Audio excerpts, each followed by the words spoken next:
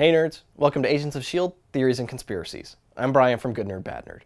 So this week on Agents of S.H.I.E.L.D. we had one of the best episodes I think I've ever seen on this show. And for me, really, this was the highlight of my superhero television this week, especially after Flash, but go see my video on that if you want to know why.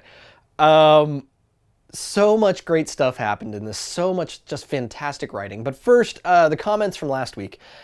A lot of you, some of you guys were answering a question about who do you want to see come out, and you had people saying they wanted good Ward because this is the Ward that we deserved.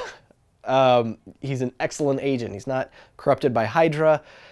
This is, it would be great to see him in the real world. We also had evil Fitz, and I got to tell you, right up until Fitz came out, I was 100% sure we were getting evil Fitz and that he'd be the villain for season 5. We didn't get that though.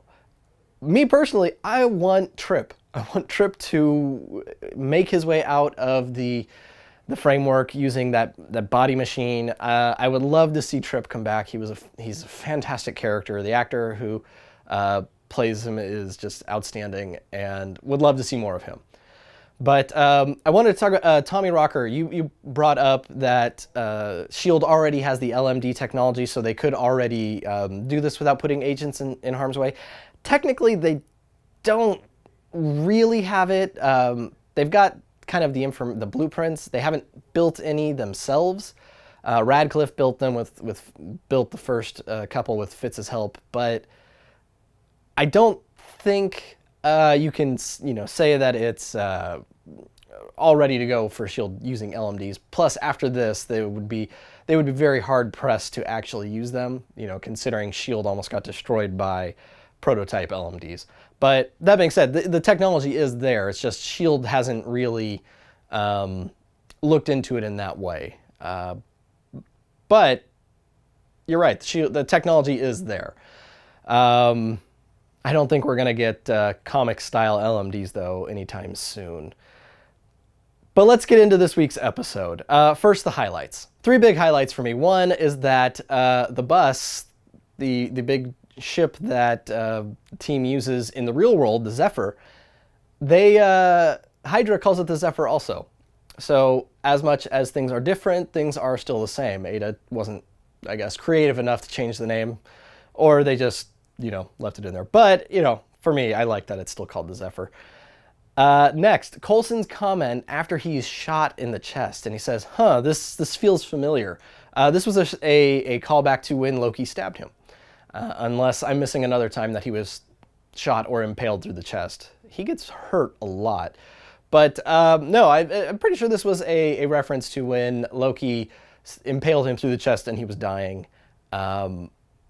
Because that's what was happening. Then Melinda, takes him to the edge, and he takes a leap of faith. She comes through, and there was that moment when she basically calls him cute. And I think if we get into season 5, we will see the Felinda relationship actually blossom. The last thing was Radcliffe's noble sacrifice. He recognizes, even though he had good intentions, the road to hell, if you know that saying, the road to hell is paved with good intentions. But he has this noble sacrifice where, he shoots Fitz in order to save Gemma, but then he, throws Fitz into the portal to get him out into the real world. And he doesn't make any claims that he's going to try and come. He knows about the machine, but I don't think we see anything in him that he's going to try and use it to create a new body for himself. Partly, I think he knows he would be doing a lot of time in jail, but on the other hand, it's kind of his penance to stay in the framework in that world, and whatever happens to it, if it's shut off or if it's left running, he's got to come to terms with what he did there, because that corrupted world really is the fruit of his labors. So. But those being the highlights, what were the big things from this episode? First, we got to talk about the fate of Mac and the framework. We don't know what's happening. Next week, in the teaser for next week's episode, we see that the sub that they're on is going to be taken on water, or maybe it's the oil rig, but I'm pretty sure it's the sub. And Mac refused to leave. His comment, "I don't want to live in a world without hope." Breaking my heart. That was such the conflict that Mac has to go through. And I think we're going to see the continuation of that in the next week. But this really is what I was talking about a couple weeks ago, where Mac has to get rid of the one thing he wants most, like that Superman comic for the man who has everything.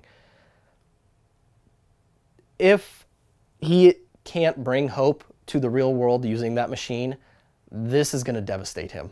And it's going to be very hard for him to come back from this, because he'll have lost his daughter twice, and he'll remember that. So that is devastating. And speaking of that, can the machine even make more bodies?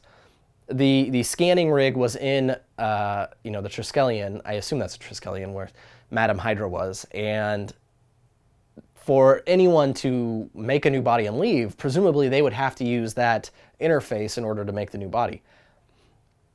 It's hard to say if it would still work, if it'd still function, if that's even a possibility. But it seems like they still could. It just depends on how chaotic or crazy the show wants to make things. So what do you guys think? Are they going to still take advantage of that? That's a pretty powerful piece of technology to just have it used once and destroy it. Obviously, it's a way to get the main villain of this pod back into the real world. But if they had the ability to save it, I can't see S.H.I.E.L.D.